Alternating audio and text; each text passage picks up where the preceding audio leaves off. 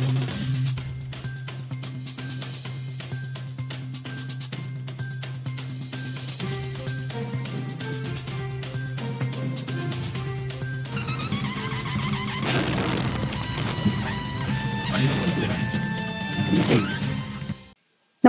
आपण पाहता हिरकणी न्यूज.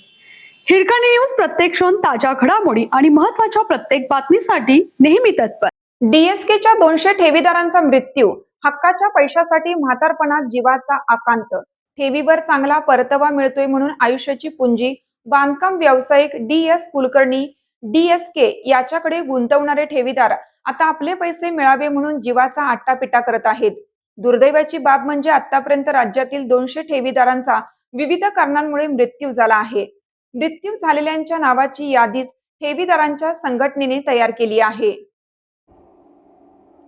मृत्यू झालेल्यांपैकी काही ठेवीदार सुनावणीवेळी न्यायालयातही हजर राहत होते. आजारपण, मुलामुलींचे लग्न, घराचे बांधकाम अशा विविध कारणांसाठी त्वरित पैसे मिळावे म्हणून अनेकांची न्यायालयीन लढाई सुरूच आहे.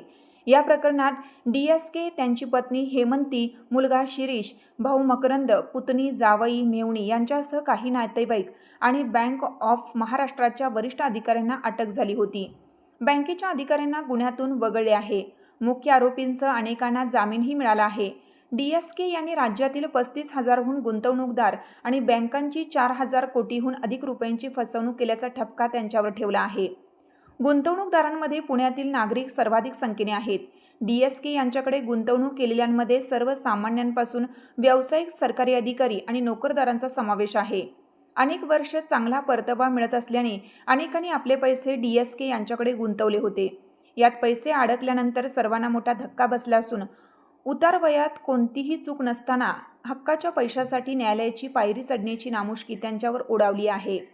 पैशासाठी आत्महत्या, मुलीच्या लग्नासाठी DSKकडे गुंतवलेले पैसे परत मिळत नसल्याने जानेवारी 2023मध्ये तानाजी गणपत कोरके वय 60 यांनी राहत्या घरी गळफास घेऊन आत्महत्या केली होती. आत्महत्येपूर्वी लिहिलेल्या चिठ्ठीत त्यांनी आत्महत्येसाठी DSK यांना जबाबदार ठरवलं आहे. कोरके यांनी मुलांच्या शिक्षणासाठी 50,000 रुपये DSK डेव्हलपर्सकडे गुंतवले होते. हे प्रकरण लवकर निकाली लागून पैसे मिळावे अशी आमची इच्छा आहे. गुंतवणूकदारांमध्ये 75%हून अधिक ज्येष्ठ नागरिक आहेत. काही ठेवीदारांकडे आता आजारपणालाही पैसे नाहीत, अशी स्थिती आहे. आतापर्यंत मृत्यू झालेल्या 200 ठेवीदारांची माहिती आमच्याकडे आहे. हा आकडा जास्तही असू शकतो.